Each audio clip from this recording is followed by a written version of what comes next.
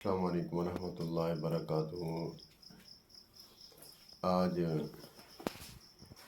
میرا مشورہ ہے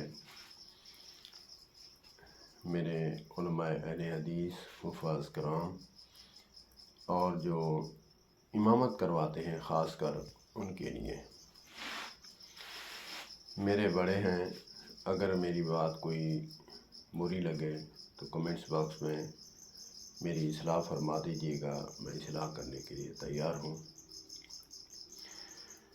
بادب با نصیب بے ادب بے نصیب۔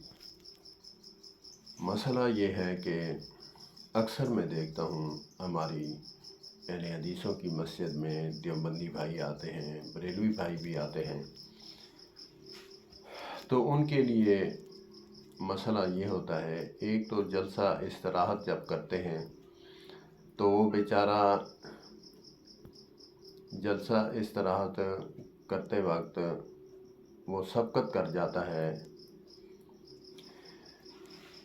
حافظ صاحب کو چاہیے اور امام صاحب کو چاہیے کہ وہ جلسہ اس طرح کرے کہ وہ جلسہ کر کے اٹھے تب اللہ اکبر کہے، تاکہ اس کی وہ سبقت لسانی اس حدیث کا مصداق نہ بنے جس پر وعید آئی ہے کہ نبی پاک صلی اللہ علیہ وآلہ وسلم نے فرمایا کہ اس شخص کا جو امام سے سبقت کرے یا سجدہ پہلے کرے یا سر سے یا سجدے سے پہلے سر اٹھائے کہ اللہ پاک اس کا کہیں گدھے کا سر نہ بنا دے۔ ہمارے نبی حضرت محمد کریم صلی اللہ تبارک و تعالی علیہ وآلہ وسلم امت کے لیے رفیق اور شفیق تھے، تو اسی لیے العلماء ورثۃ الانبیاء کے تحت امام کو بھی شفیق اور رحیم مشفق ہونا چاہیے، ان کا بھی خیال کرنا چاہیے کہ وہ اکثر جب ہم جلسہ استراحت کرتے ہیں، ایک دو سجدے دے کر جلسہ استراحت کرتے ہیں، ہلکا سا بیٹھتے ہیں، بیٹھنے کے بعد جب اٹھتے ہیں تو وہ جو ہمارا بھائی ہوتا ہے بریلوی بھائی یا پھر دیوبندی بھائی، وہ مکمل کھڑا ہو جاتا ہے۔ میرا دل دکھتا ہے،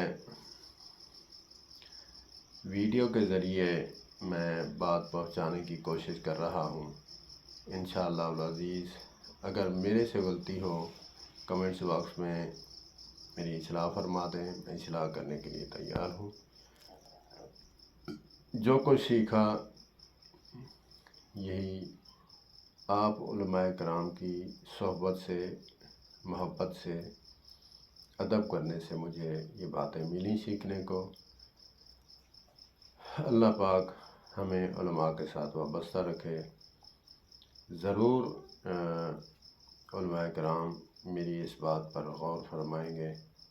علماء میرے بڑے ہیں، میں ان کی قدر کرتا ہوں۔ اللہ پاک ہمیں سمجھ عطا فرمائے، علماء کے ساتھ وابستہ رکھے۔ والسلام علیکم ورحمۃ اللہ وبرکاتہ۔